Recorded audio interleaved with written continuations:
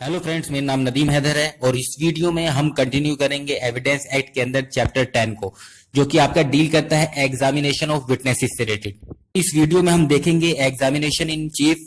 Cross examination और re examination ये क्या होते हैं और इनसे रिलेटेड जो कुछ सेक्शन है तो उन सेक्शन के बारे में हम देखेंगे। सबसे पहले बात करते हैं चैप्टर 10 के सेक्शन 137 की। सेक्शन 137 है वो एग्जामिनेशन चीफ, क्रॉस एग्जामिनेशन और री एग्जामिनेशन के बारे में बात करता है। हम एक एक करके इन तीनों के बारे में बात करते हैं। सबसे पहले हम बात करते हैं एग्जामिनेशन इन चीफ। इससे पहले मैं आपको एक चीज बताना चाहूंगा, जैसे कि पहले वीडियो में भी मैंने आपको बताया है कि जब कोर्ट के अंदर ट्रायल चलता है तो जो प्रोसिक्यूशन होता है, प्रोसिक्यूटर होता है, वो अपनी एक विटनेस की जो लिस्ट है वो तैयार करता है और जो डिफेंडेंट पार्टी है आपका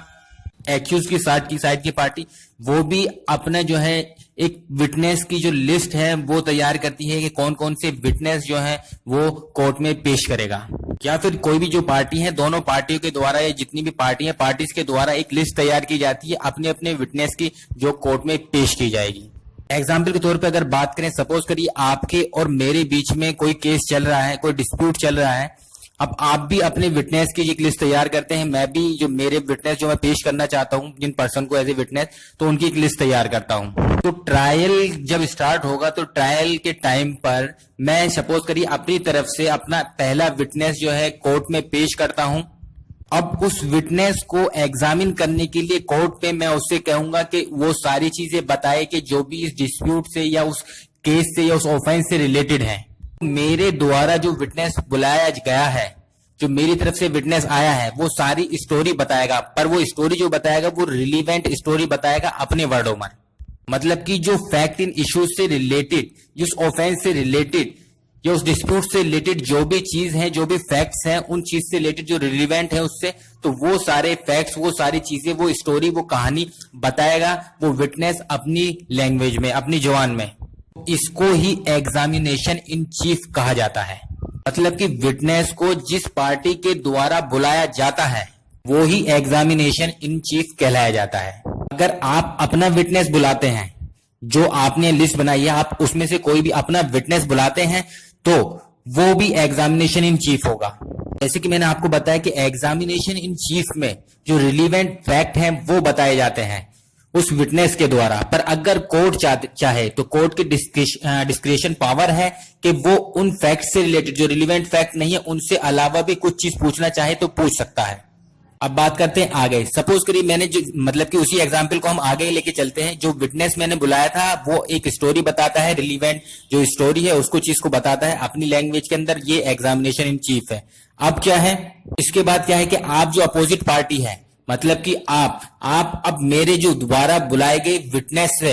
कुछ पूछना चाहते हैं, फिर कह सकते हो कि आप मेरे द्वारा बुलाए गए विटनेस को एग्जामिन करना चाहते हैं, तो इसको क्रॉस एग्जामिनेशन कहा जाएगा। क्रॉस एग्जामिनेशन क्या हुआ कि विटनेस का एग्जामिनेशन करना किसी एडवर्स पार्टी के द्वारा। जब दूसरी पार्टी जो है, अपोजिट पार्टी जो है, विटनेस का एग्जामिनेशन करती है तो इसको क्रॉस एग्जामिनेशन कहा गया है। अब इस क्रॉस एग्जामिनेशन के काफी सारे रीजन हो सकते हैं। क्या वजह है उसके पीछे, बहुत सारी वजह हो सकती हैं। एग्जाम्पल के तौर पे अगर बात करें, जैसे कि कहीं वो जो विटनेस मैंने प्रेजेंट किया है, आपके और हमारे केस के बारे में बात कर रहे हैं, अगर जो मैंने विटनेस प्रेजेंट किया है तो आप वो चेक करना चाहेंगे कि वो विटनेस कहीं ऐसा तो नहीं है कि फर्जी है। फर्जी मतलब पैसे लेकर वो एज ए विटनेस पेश हुआ है, या फिर कहीं ऐसा तो नहीं है कि उस विटनेस का जो मैंने पेश किया है उसका कैरेक्टर अच्छा नहीं है, वो ऐसे ही खुद ऑफेंस किए हुआ है, या खुद आपका वो गलत है, बंदा ही ठीक नहीं है वो, या फिर उसके द्वारा, विटनेस के द्वारा जो बातें बताई गई हैं वो कितनी सत्य हैं, कितनी झूठ है, क्या चीज है। ये चीज, उस चीज के लिए क्रॉस एग्जामिनेशन किया जा सकता है। अब फिर हो सकता है विटनेस का एग्जामिनेशन इस वजह से आप कर रहे हो कि शायद वो विटनेस कुछ ऐसी बात बोल दे या गलती से कुछ उसके मुंह से ऐसा निकल जाए कि जो कि आप अपने लिए, मतलब कि एज एविडेंस के तौर पे पेश कर सकते हैं उसको, और आप केस जीत सकें, आप उस चीज को, आपको हेल्प हो जाए। या फिर आपने जो कोर्ट के अंदर उस विटनेस को जो है गलत साबित कर दिया, तो कोर्ट क्या है, कोर्ट के माइंड में ये चीज सेट हो जाएगी कि शायद ये बंदा, जो पर्सन विटनेस आया है, ये पर्सन ही गलत है। उसके द्वारा, जो विटनेस के द्वारा जो बातें कही गई हैं, तो एक तरह से उसका जो बातों का वजन है, विटनेस का जो आपका वेट है, वो एक तरह से कम हो जाएगा। और भी काफी सारी वजह हो सकती हैं क्रॉस एग्जामिनेशन के लिए। अब बात करते हैं री एग्जामिनेशन की। तो क्रॉस एग्जामिनेशन होने के बाद जब जिस पार्टी ने उस विटनेस को प्रेजेंट किया था, उसको बुलाया था, वो अब क्रॉस एग्जामिनेशन के बाद अपने विटनेस को दोबारा बुलाती है, तो उसको जो है री एग्जामिनेशन कहा जाता है। हो सकता है सपोज करिए आपने जो है मैंने विटनेस बुलाया था उसका क्रॉस एग्जामिनेशन कर लिया। अब शायद वो क्रॉस एग्जामिनेशन के बाद वो विटनेस चला गया। अब मुझे याद आया या बाद में मुझे कुछ पता चला कि उस पर्सन को जो मैं विटनेस प्रेजेंट किया था उसको और भी कुछ चीज पता है या कुछ चीज रह गई है जिसका जो एक तरह से जो कनेक्शन है उस केस से रिलेटेड जो हमारे आपके बीच में चल रहा है वो बहुत जरूरी है। वो एक तरह से उस केस को किस तरह से इफेक्ट करता है, वो चीज जो उसको पता है। तो मैं कोर्ट की परमिशन लेके उस विटनेस को दोबारा से मतलब कि री एग्जामिनेशन के लिए उसको पर्सन को बुला सकता हूं, उस विटनेस को। इसको री एग्जामिनेशन कहा जाता है। मतलब कि क्रॉस एग्जामिनेशन के बाद जिस पार्टी ने उस विटनेस को बुलाया था, प्रेजेंट करा, वो दोबारा से उस क्रॉस एग्जामिनेशन के बाद उस विटनेस को कोर्ट में बुलाती है, तो इसको री एग्जामिनेशन कहा जाता है। और ये बहुत ही रेयर केस में होता है, पर अगर केस की जो उसके ऊपर डिपेंड करता है केस टू केस, पर वैसे रेयर केस में होता है। कोर्ट की परमिशन लेने के बाद फिर से री एग्जामिनेशन के लिए विटनेस को बुलाया जा सकता है। देखिए, नोट करने वाली बात यह है कि अगर मैंने या जो पार्टी है उसने री एग्जामिनेशन के लिए अपना विटनेस बुलाया है, तो उसके साथ ही साथ जो एडवर्स पार्टी है उसका भी राइट जो है एक तरह से फिर से आ गया। मतलब कि वो री एग्जामिनेशन के बाद जो है उस विटनेस का जो री एग्जामिनेशन के लिए बुलाया गया क्रॉस एग्जामिनेशन फिर से कर सकती है। तो करा एग्जामिनेशन चीफ के बाद क्रॉस एग्जामिनेशन किया, और एक री एग्जामिनेशन के बाद भी एडवर्स पार्टी उस विटनेस का क्रॉस एग्जामिनेशन कर सकती है। जैसे मैंने आपको बताया कि री एग्जामिनेशन के लिए जो है क्रॉस एग्जामिनेशन किया जा सकता है, पर उस केस में कि अगर री एग्जामिनेशन के टाइम पर जो है कुछ नया फैक्ट इंट्रोड्यूस होता है, तो उस टाइम पर जो एडवर्स पार्टी है वो कोर्ट की परमिशन लेकर उस चीज पर, उस न्यू फैक्ट पर जो है जो क्रॉस एग्जामिन कर सकती है विटनेस को। और अगर कोई नया फैक्ट जो इंट्रोड्यूस नहीं हो रहा है, उस केस में री एग्जामिनेशन में क्या होगा? उस केस में री एग्जामिनेशन के अंदर सिर्फ जो क्रॉस एग्जामिनेशन के टाइम पर चीज हुआ था, तो वो चीज जो है एक तरह से एक्सप्लेन की जाएंगी। उस एग्जामिनेशन के टाइम पर जो मैटर जो भी डिस्कस हुआ था या जो भी चीज हुई थी, तो वो उससे रिलेटेड जो है एक्सप्लेनेशन दी जाएगी री एग्जामिनेशन के लिए। इसके बाद में कोई भी क्रॉस एग्जामिनेशन नहीं होगा। इसके बारे में बात करें तो सेक्शन आता है सेक्शन 138 कि आपका बताता है ऑर्डर ऑफ एग्जामिनेशन। ऑर्डर में आपको पहले ही बता चुका हूं कि सबसे पहले क्या एग्जामिनेशन इन चीफ होगा, उसके बाद क्रॉस एग्जामिनेशन होगा और उसके बाद में री एग्जामिनेशन होगा। री एग्जामिनेशन से रिलेटेड जो चीजें हैं वो ऑलरेडी मैं आपको बता चुका हूं कि अगर कोई भी न्यू फैक्ट, कोई भी न्यू इशू आता है, तो उस केस में कोई नई बात निकल के आ रही है री एग्जामिनेशन के टाइम पे, तो उस चीज से क्रॉस एग्जामिनेशन कर सकती है एडवर्स पार्टी उस चीज से रिलेटेड। तो इसके अलावा क्या री एग्जामिनेशन के अंदर जो आपका क्रॉस एग्जामिनेशन में जो मैटर आपका डिस्कस हुआ है या जो क्रॉस एग्जामिनेशन से रिलेटेड है मैटर, तो उससे रिलेटेड जो है एक्सप्लेनेशन दी जाएंगी। सिर्फ सेक्शन में एक बहुत ही इंपॉर्टेंट नोट करने वाली बात यह है कि इसमें कहा गया है कि जो चीफ एग्जामिनेशन इन चीफ है और क्रॉस एग्जामिनेशन दोनों जो है जरूरी है कि ये रिलीवेंट फैक्ट से आपका रिलेटेड हो।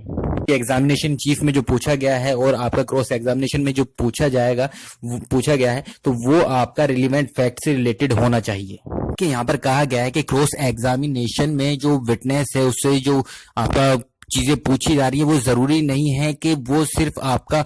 एग्जामिनेशन चीफ में जो उसके द्वारा जो फैक्ट्स बताए गए हैं कि उनसे ही रिलेटेड हो, मतलब कि उससे अलग भी आपका हो सकता है। कह सकते हैं कि जो क्रॉस एग्जामिनेशन का जो स्कोप है वो बड़ा है और जो एग्जामिनेशन इन चीफ का जो स्कोप है वो क्रॉस एग्जामिनेशन से छोटा है। एग्जामिनेशन चीफ में जो बताया जाएगा सिर्फ जो फैक्ट्स हैं उनसे रिलेटेड, आपका जो रिलेवेंट फैक्ट है उनसे रिलेटेड आपका बताया जाएगा, जबकि जो क्रॉस एग्जामिनेशन है उनमें जरूरी नहीं है कि एग्जामिनेशन चीफ में जो बताया गया है उसी से रिलेटेड जो है क्वेश्चन पूछे जाएं, उससे अलग भी क्वेश्चन पूछे जा सकते हैं। अगर एग्जाम्पल के तौर पर बात करें कि क्रॉस एग्जामिनेशन में अगर कोई भी डिस्प्यूट चल रहा है, सपोज करिए किसी पर्सन का मर्डर हुआ है, उससे रिलेटेड उसने एग्जामिनेशन चीफ दिया। अब जो क्रॉस एग्जामिनेशन के टाइम पर जो एडवर्स पार्टी है वो उस चीज से ना पूछकर, उस चीज से रिलेटेड ना पूछ के, मर्डर से रिलेटेड ना पूछकर, वो जो है जो विटनेस आया है उसके कैरेक्टर से रिलेटेड पूछने लगे। अगर देखा जाए जो विटनेस के कैरेक्टर है उसका मर्डर से रिलेशन कोई नहीं है, उसका तो मतलब कि उसका करेक्टर जो है विटनेस का वो फैक्ट इन इशू नहीं है। जो एडवर्स पार्टी है वो जो क्वेश्चन पूछ रही है वो उसके करेक्टर से रिलेटेड पूछ रही है, तो ऐसा हो सकता है। बात करते हैं सेक्शन 139 की। सेक्शन 139 कहता है कि अगर किसी पर्सन को समन किया गया है कि वो जो डॉक्यूमेंट है उनको कोर्ट में लेके आए, जो पर्सन है जो डॉक्यूमेंट वो कोर्ट में लेके आ रहा है, कोर्ट में प्रोड्यूस कर रहा है, सिर्फ इस वजह से उसको समन किया गया है,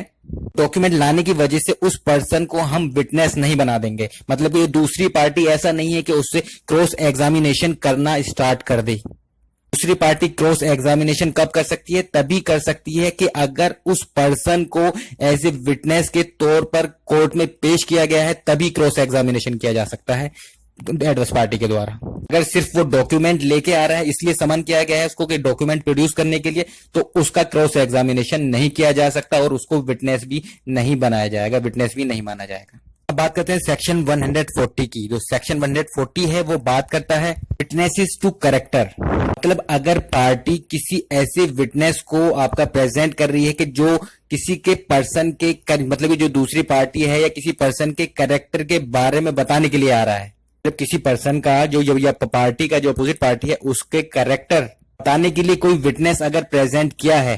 वो भी उस विटनेस के द्वारा उस पर्सन का अपोजिट पार्टी का जो भी करेक्टर बताया जाएगा वो क्या कहलाया जाएगा? वो एग्जामिनेशन इन चीफ कहलाया जाएगा, जो ऑलरेडी हम बात कर चुके हैं। मतलब कि अगर मैंने कोई भी विटनेस बुलाया है किसी पर्सन दूसरे अपोजिट पार्टी के करेक्टर को बताने के लिए, तो जो उसके द्वारा जो भी स्टोरी बताई जाएगी वो क्या होगा? एग्जामिनेशन इन चीफ होगा। तो उस केस में भी अगर करेक्टर बुलाने के लिए विटनेस बुलाया गया, उस केस में भी जो एडवर्स पार्टी है वो उस पर्सन का, उस विटनेस का मतलब क्रॉस एग्जामिनेशन कर सकते हैं और ऐसा विटनेस री एग्जामिनेशन के लिए भी प्रेजेंट किया जा सकता है, जबकि री एग्जामिनेशन के लिए भी उसको बुलाया जा सकता है। बात करते हैं सेक्शन 145 की। कहता है cross examination as to previous statements in written writing. तो ये कहता है ये सेक्शन कि अगर किसी विटनेस ने कोई स्टेटमेंट दिया है और वो स्टेटमेंट जो है राइटिंग के फॉर्म में दिया है, उसके द्वारा राइटिंग के मतलब कि उसने लिखा हुआ है वो और राइटिंग के फॉर्म में दिया है, या फिर जो भी उसने स्टेटमेंट दिया है वो राइटिंग के फॉर्म में लिख लिया गया है, जो क्वेश्चन पूछे जा रहे हैं वो उनसे रिलीवेंट है वो चीज जो है, तो उस चीज के लिए जो आपका पार्टी है वो उस विटनेस की क्रॉस एग्जामिनेशन कर सकती है। उस डॉक्यूमेंट को विटनेस को बिना दिखाए हुए या फिर उसको बिना प्रूफ करे हुए क्रॉस एग्जामिनेशन किया जा सकता है। पर अगर वकील है या पार्टी है उसकी इंटेंशन ये है कि जो विटनेस के द्वारा जो डॉक्यूमेंट दिए गए थे, पहले रिटन राइटिंग डॉक्यूमेंट दिए गए थे या फिर जो उसने स्टेटमेंट दी थी वो राइटिंग में जो है, उसको अगर वो गलत साबित करना चाहता है, उसको गलत साबित करने से पहले, ये चीज प्रूफ करने से पहले विटनेस को उस राइटिंग डॉक्यूमेंट जो है उसके अंदर जो जिस पार्ट को वो गलत साबित करना चाह रहा है उस पार्ट को एक बार उसको ध्यान उस पर दिलवाना पड़ेगा। उसके बाद ही वो उस पार्ट से रिलेटेड जो है क्रॉस एग्जामिनेशन कर सकता है उसको गलत साबित करने के लिए उस बात को। एग्जाम्पल के तौर पे अगर बात करें, सपोज करिए आप और मैं हम दोनों हैं, ठीक है, हम दोनों के अंदर आपस में कोई केस चल रहा है। अगर आपने कोई विटनेस प्रेजेंट किया था, अपनी तरफ से अपना विटनेस आपने पेश किया था और उस विटनेस ने राइटिंग में कुछ डॉक्यूमेंट आपका दिया है जिसमें काफी सारी बातें, काफी सारी चीजें लिखी हुई हैं, तो भी उस विटनेस के द्वारा, आपके विटनेस के द्वारा जो डॉक्यूमेंट सबमिट किया गया था, जो कि पहले सबमिट किया गया था, तो मैं उस चीज से रिलेटेड उस राइटिंग डॉक्यूमेंट जो है उससे रिलेटेड जो है आपके उस विटनेस से क्रॉस एग्जामिनेशन कर सकता हूं, बिना उस डॉक्यूमेंट को उसको दिखाए हुए कि ये आपने डॉक्यूमेंट पहले दिया था, सबमिट किया था या आपने ये चीज पेश की थी, बिना उसको दिखाए हुए उससे रिलेटेड जो है मैं क्वेश्चन उससे पूछ सकता हूं, क्रॉस एग्जामिनेशन कर सकता हूं। पर अगर मेरी इंटेंशन ये है कि आपके विटनेस के द्वारा जो डॉक्यूमेंट दिया गया था उसमें कोई पार्ट जो काफी सारी बातें लिखी थी, कोई सी बात में उसको, मेरी इंटेंशन ये है कि मैं उसको गलत साबित करना चाह रहा हूं, डॉक्यूमेंट में ये जो बात लिखी थी ये गलत थी, उस चीज से क्रॉस एग्जामिनेशन करने से पहले मुझे आपके विटनेस को उस पार्ट के बारे में बताना होगा, उस पार्ट के बारे में, उस राइटिंग डॉक्यूमेंट जो है उसमें जो वो पार्ट है जिसको मैं गलत साबित करना चाह रहा हूं उसका ध्यान जो है उस पर केंद्रित करना पड़ेगा। उसके बाद ही मैं उससे क्रॉस एग्जामिनेशन कर सकता हूं। बात करते हैं सेक्शन 146। तो सेक्शन 146 बताता है कि क्रॉस एग्जामिनेशन के टाइम पर कौन से क्वेश्चन पूछे जा सकते हैं, कौन से क्वेश्चन पूछा जाना जो है लॉफुल होंगे। इस सेक्शन को एक्सप्लेन करने से पहले मैं आपको बताना चाहूंगा, कोर्ट के अंदर जब कोई भी विटनेस आता है तो विटनेस के द्वारा जो गवाही दी जा रही है उसको जो लॉयर है या दूसरी पार्टी है वो दो तरीके से उसको गलत साबित कर सकती है। पहली चीज ये कि जो फैक्ट्स उसके द्वारा बताए गए हैं, एविडेंस के तौर पर पेश किए गए हैं उस विटनेस के द्वारा, या तो उन फैक्ट को वो आपका गलत साबित कर दे, और दूसरा है सेकंड है कि उस विटनेस को ही जो पार्टी है वो गलत साबित कर दे। अगर आपने विटनेस को ही गलत साबित कर दिया तो जो उसके द्वारा जो एविडेंस दिया गया है उसकी वैल्यू अपने आप कम हो जाती है। बात करते हैं सेक्शन 146 की। तो सेक्शन 146 यही कहता है कि हम विटनेस से जो है जो फैक्ट से रिलेटेड जो चीजें हैं, जो उससे फैक्ट एंड इश्यू से जो रिलेवेंट चीजें हैं वो तो हम पूछ ही सकते हैं। ऐसी और एडिशन में क्या चीजें हैं जो कि क्रॉस एग्जामिनेशन के टाइम पर एक विटनेस से पूछी जा सकती हैं और वो लॉफुल मानी जाएंगी। पहली चीज है कि जो विटनेस है उसकी हम वेरोसिटी टेस्ट कर सकते हैं, मतलब कि सत्यवादिता, मतलब कि जो विटनेस के द्वारा कहा गया है क्या वो सत्य है या नहीं है, ट्रू है या नहीं है। इससे रिलेटेड हम क्रॉस एग्जामिनेशन कर सकते हैं, क्वेश्चन पूछ सकते हैं। दूसरा हम पूछ सकते हैं कि वो कौन है और उसकी लाइफ में पोजीशन क्या है, मतलब कि वो क्या करता है।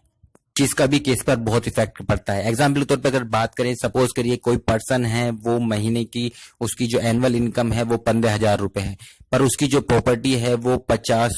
करोड़ रुपए है। यहाँ पर क्वेश्चन ये आता है कि वो कमा तो 15,000 रुपए महीने कर रहे हैं, तो 50 करोड़ रुपए प्रॉपर्टी उसकी कैसे हो सकती है, मतलब क्या तरीका वो यूज कर रहा है, किस क्या इलीगल काम में या किस चीज में वो लगा हुआ है जो उसके पास 50 करोड़ की प्रॉपर्टी है। थर्ड है वो क्रॉस एग्जामिनेशन के टाइम पर ऐसे विटनेस ऐसे क्वेश्चन पूछ सकता है जो डायरेक्ट या इनडायरेक्ट तरीके से उसके कैरेक्टर पर सवाल उठाता हो, चाहे वो क्वेश्चन ऐसे हो कि उस विटनेस को जो है अपराध में फंसा दें। एग्जाम्पल के तौर पर अगर बात करें, सपोज करिए ए अपनी वाइफ का जो है मर्डर कर देता है रात को 12-1 बजे अपने ही घर में रूम के अंदर, और सी एक पर्सन होता है जो कि चोरी की वजह से आता है और वो ए को अपनी वाइफ का मर्डर करते हुए देख लेता है। उस सी को एज ए विटनेस जो है कोर्ट के अंदर पेश किया जाता है। उस एग्जामिनेशन के टाइम पर जो आपका पार्टी है वो उस सी से ये पूछ सकती है कि रात के 1 बजे आप वहां पर उसके घर में क्या करने गए थे। अगर सी इसका आंसर देता है कि वो चोरी करने गया तो वो उसको अपराध में फंसा देगा एक तरीके से। इस टाइप के जो क्वेश्चन हैं वो भी पूछे जा सकते हैं जो डायरेक्टली या इनडायरेक्टली तरह से उस विटनेस के कैरेक्टर पर सवाल उठाते हैं। इस सेक्शन का एक प्रोविजो है। प्रोविजो कहता है कि अगर जो ऑफेंस है वो आईपीसी के सेक्शन 376 फिर उसके ए 376A 376B C D E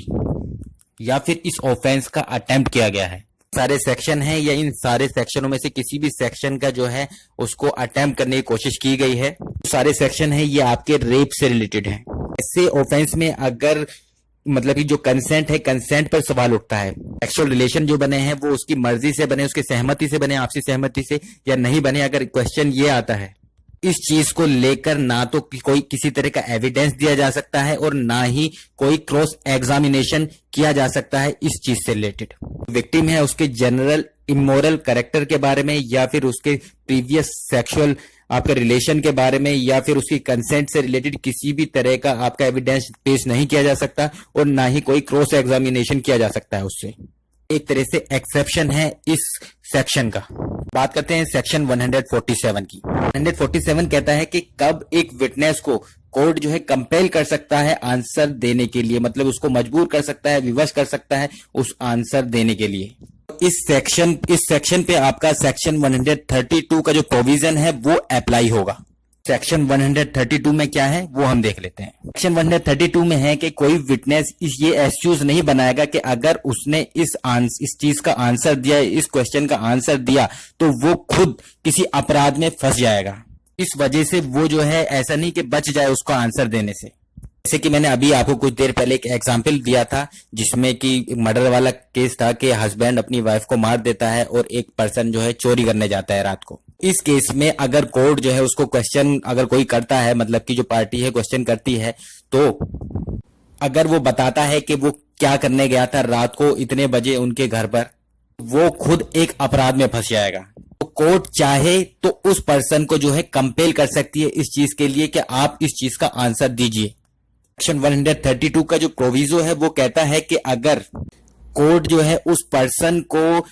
आपका एक तरह से कंपेल करती है, उस पर दबाव बनाती है कि वो उसका आंसर दे, और अगर वो आंसर देने पर जो है उसका पता चल जाता है कि उसने ये ऑफेंस किया है, जैसे मैंने आपको चोरी वाला बताया कि पता चल जाता है कि उसको चोरी करने गया था, कोर्ट कहता है कि उसके आंसर देने की वजह से अगर वो अपराध में फंस रहा है तो इस वजह से जो जिस अपराध में फंस रहा है उसके लिए ना ही उसको अरेस्ट किया जाएगा और ना ही उसको प्रूफ समझा जाएगा कि उसने वो अपराध किया है, मतलब उस चीज को एविडेंस के तौर पर जो है नहीं माना जाएगा। कोर्ट उस पर उस ऑफेंस करने के लिए जो है क्रिमिनल प्रोसीडिंग भी नहीं चलाएगी। और अगर वो गलत एविडेंस, फॉल्स एविडेंस आपका पेश करता है तो उस केस में सिर्फ उस पर्सन को जो है अरेस्ट किया जा सकता है या फिर क्रिमिनल प्रोसीडिंग या उसको जो है जो भी पनिशमेंट कोर्ट देना चाहे वो दे सकता है। जिस चीज का आंसर देने के लिए उसको कंपेल किया गया है और अगर उसकी वजह से वो अपराध में फंस रहा है तो के लिए उस पर कोई भी क्रिमिनल प्रोसीडिंग या कोई भी अरेस्ट ऐसा नहीं किया जाएगा। पर अगर सपोज करिए कि वो पर्सन जो है कोर्ट ने कंपेल नहीं किया, कोर्ट ने उसको आपका विवश नहीं किया उसका आंसर देने के लिए, वो अपनी मर्जी से वो उस चीज के लिए करता है, तो फिर उस केस में जो है उसको उस चीज के लिए जो है अरेस्ट किया जा सकता है या फिर वो क्रिमिनल प्रोसीडिंग चलाई जा सकती है। अब बात करते हैं सेक्शन 148 की। सेक्शन 148 कहता है कि अगर विटनेस से कोई भी ऐसा क्वेश्चन पूछा जा रहा है जो कि आपका सूट से या फिर प्रोसीडिंग से आपका रिलीवेंट नहीं है, तब अलग आपसे उन दोनों से हटके अलग क्वेश्चन पूछा जा रहा है, अगर क्वेश्चन इसलिए पूछा जा रहा है ताकि जो विटनेस है, विटनेस के कैरेक्टर पर सवाल उठाया जा सके, विटनेस के जो कैरेक्टर है उसको इंजर्ड किया जा सके, ताकि जो विटनेस है, विटनेस की क्रेडिबिलिटी जो है कम की जा सके, वो इफेक्ट हो सके, इसलिए क्वेश्चन पूछा जा रहा है। तो कोर्ट इस चीज में ये डिसाइड करेगी कि उस विटनेस को कंपेल किया जाए या नहीं किया जाए उसका आंसर देने के लिए। तो अगर कोर्ट को लगता है कि वो उसको कंपेल करने की जरूरत नहीं है तो कोर्ट उस पर्सन से, उस विटनेस से कह सकती है कि आप इसका आंसर देने के लिए बाध्य नहीं है, बाउंड नहीं है। कोर्ट की जो डिस्क्रिशन पावर है वो चाहे तो किसी पर्सन को, किसी विटनेस को जो कि विटनेस है, विटनेस को बाध्य कर सकती है, बाउंड कर सकती है, कंपेल कर सकती है उसका आंसर देने के लिए, या फिर कंपेल नहीं कर सकती है, तो उसके पास जो है डिस्क्रिशन पावर है। आगे ये सेक्शन बात करता है कि कोर्ट को किन किन चीजों का ध्यान रखना चाहिए जब वो ये डिसाइड कर रहा है कि उस पर्सन को कंपेल किया जाए उस क्वेश्चन का आंसर देने के लिए या नहीं। तो फर्स्ट है कि कोर्ट सबसे पहले ये चीज देखेगा कि जो क्वेश्चन उस विटनेस से पूछा गया है क्या वो प्रॉपर क्वेश्चन है, मतलब कि चाहे वो क्वेश्चन जो है सुनने में तो अजीब लग रहा हो, पर अगर उसका आंसर अगर वो विटनेस देगा तो क्या वो प्रॉपर क्वेश्चन होगा, कि अगर उसके आंसर देने पर जो कोर्ट है उसकी ओपिनियन अफेक्ट होती है तो उसको प्रॉपर क्वेश्चन समझा जाएगा। सेकंड है कि जो क्वेश्चन उससे पूछा जा रहा है विटनेस से, कहीं वो इम्प्रॉपर क्वेश्चन तो नहीं है, मतलब जो क्वेश्चन उससे पूछा गया है अगर वो उसका आंसर देगा तो उसका मतलब कि किसी तरह से कोई भी इफेक्ट नहीं पड़ेगा आपका सूट के ऊपर, प्रोसीडिंग पर, या फिर विटनेस की क्रेडिबिलिटी पर, या उस ऑफेंस पर, मतलब कि जो हुआ है तो उस पर किसी भी तरह का कोई भी इफेक्ट नहीं पड़ेगा, या फिर छोटा मोटा बहुत थोड़ा बहुत इफेक्ट पड़ेगा, नहीं वो ऐसा क्वेश्चन तो नहीं है। अगर ऐसा क्वेश्चन है तो कोर्ट जो है ये आदेश दे सकती है कि आप जो है इस चीज के आंसर देने के लिए बाउंड नहीं है। थर्ड कहता है कि ऐसे क्वेश्चन जो है वो भी इम्प्रॉपर होंगे कि जो अगर विटनेस है, विटनेस पर इल्जाम लगाया जा रहा है उसके कैरेक्टर को लेकर, उसके द्वारा जो एविडेंस दिया गया है उस पर किसी तरह से इफेक्ट नहीं कर रहे हैं, अगर वो अजीब से लग रहे हैं तो उनको भी आपका इम्प्रॉपर क्वेश्चन मान जाएगा। अगर एग्जाम्पल के तौर पे बात करें, एग्जाम्पल के तौर पे अगर जो वकील है कहने लगे कि जो विटनेस है इसने 20 साल पहले अपने नेबर है उससे लड़ाई करी थी, पड़ोसी लड़ाई करी थी, और झूठ की वजह से, क्योंकि ये झूठ बोल रहा था तो इस बीच में, इस वजह से इन दोनों के बीच में लड़ाई हो गई थी, तो ये जो है विटनेस जो है ये झूठा है, इसके द्वारा कही हुई बातों का यकीन नहीं किया जाए, तो ये एक तरह से इम्प्रॉपर आपका जो है चीज है।